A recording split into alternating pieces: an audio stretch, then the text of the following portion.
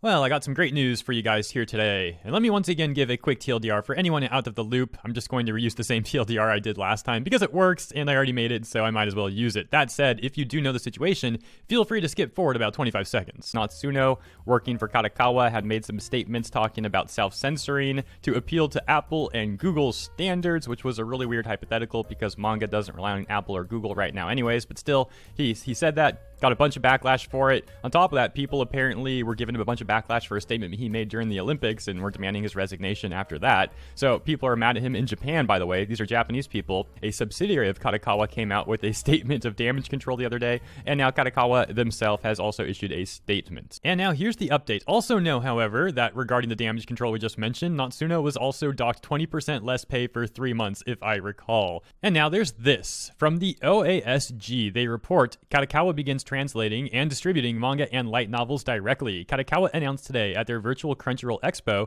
that due to demand from English readers, they will directly translate and distribute manga and light novels for digital release. They have begun with the 5 following manga titles, although they plan on getting over 100 out in the next 3 years. It's a great reversal from talking about self-censoring for Apple and Google to taking a more hands-on approach yourself. What made it ideal for Kadokawa to launch their digital publishing line now? The answer?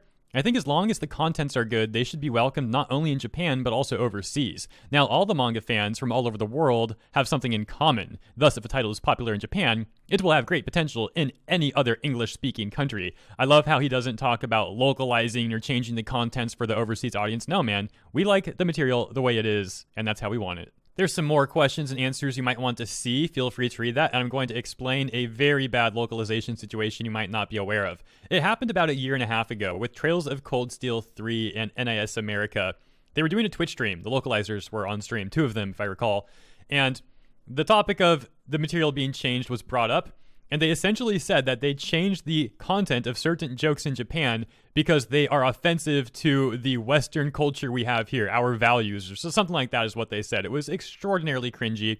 And the best part is they got backlash for that, and some higher up in the company, some executive, then came out with a statement of damage control. But unlike Kadokawa, they handled it terribly, and their statement essentially just denied the accusations, which were not even false. Like, they were literally caught on camera saying these things. So the fact that they tried to deny them was just absurd, but that's literally what happened. And here's the final question. There's more official digital options for English manga and light novel readers than ever before. What do you believe has allowed more Japanese companies to be comfortable releasing their works now as opposed to years ago? And the answer he gives is essentially that many people are getting more into anime because of streaming services such as Crunchyroll and Netflix, and then that is getting them into manga. However, I do think you should rethink that point slightly because right above that he talks about manga having issues with piracy taking sales away. So the same thing applies to anime. People also pirate anime, not just manga. So you can't contribute all that to Crunchyroll and Netflix. More so just the general interest rising. My bad, I kind of scrolled away the manga piracy part too quickly, but there you go, it's on screen once again. And of course I am biased. I don't really like Crunchyroll or Funimation for many reasons I won't go into here, otherwise this could be a very long video. But you know, I do think Japanese companies should think about cutting out the middlemen like Funimation and Crunchyroll and doing their own streaming services here in the West. Easier said than done. It's probably quite expensive, but I do think it's something they should consider, and I think this is a good first step to approaching that. So I'll leave it there. I'll probably have a second segment coming out shortly, but regardless, I hope you have a great rest of your Sunday, and I'll catch you in the next one.